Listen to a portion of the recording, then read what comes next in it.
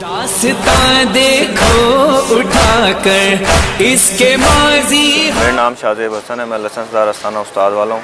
استاد کا جو تعزیہ ہے برے صغیر کا پہلا تعزیہ ہے. 1810 میں استاد پیر بخش نے اس کی سنگ بنیاد رکھی تھی جو کہ 1835 میں جا کے مکمل ہوا تھا. یہ سارا ہاتھ کا بنا ہوا ہے اور اس میں لکڑی کے کام میں کوئی کیل وغیرہ کوئی استعمال نہیں کیا گیا. یہ سارا شریش سے بنا گیا ہے اور یہ ہم 3 محرم کو باہر نکالتے ہیں. 6 کو اس کو تیار کرتے ہیں اور عاشورہ روز 10 محرم کو صبح 9:30 بجے اپنے امام بارگاہ سے ہوتا ہوا پاک گیٹ چوک، نشاط روڈ، حرم گیٹ، سبیل چوک، کربلا شاہراہ صاحب سے واپس ہوتا ہوا اپنے آستانے پر اختتام پذیر ہوتا ہے. اب بھی پانی پر حکومت. یہ ایشیا کی پہلی زیارت ہے. صف بندی میں پہلا نمبر اور استادوں نے بڑی مہارت سے بنایا تھا. 20 سال کے عرصے میں یہ زیارت مکمل کی گئی.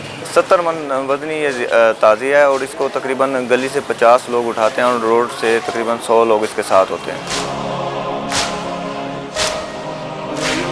یہ امام بارگاہ شاگرد والی ہے. میرا نام شاہد رمضان ہے. میں یہاں کا خلیفہ ہوں.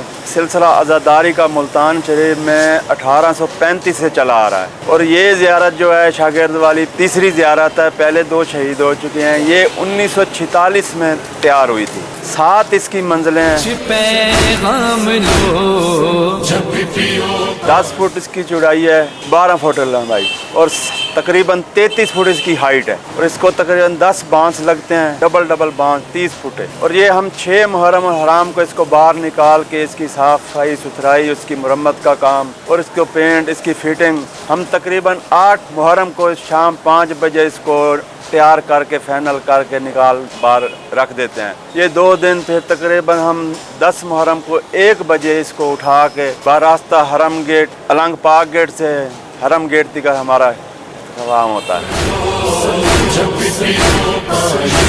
تقریباً اس کا 120 من وزن ہے اور 100 آدمی اس کو کندھا دیتا ہے. 3 بجے ہمارا ٹائم ہے ادھر حرم گیٹ پہنچنے کا اور واپسی ہم تقریباً 5 ساڑھے 5 بجے واپس آ جاتے ہیں. یہ ہے مشینی کام. یہ مشین سے تیار ہوا تھا. یہ 40 شاگرد تھے ایک استاد الہی بخش کے. انہوں نے مل کے اس کو شاہ گردیز میں تیار کیا تھا. 1 سال میں تیار کیا تھا. اس کا کام بہت باریک ہے اور بہت مہارت کا کام ہے. یہ جب لگاؤ گے سبھی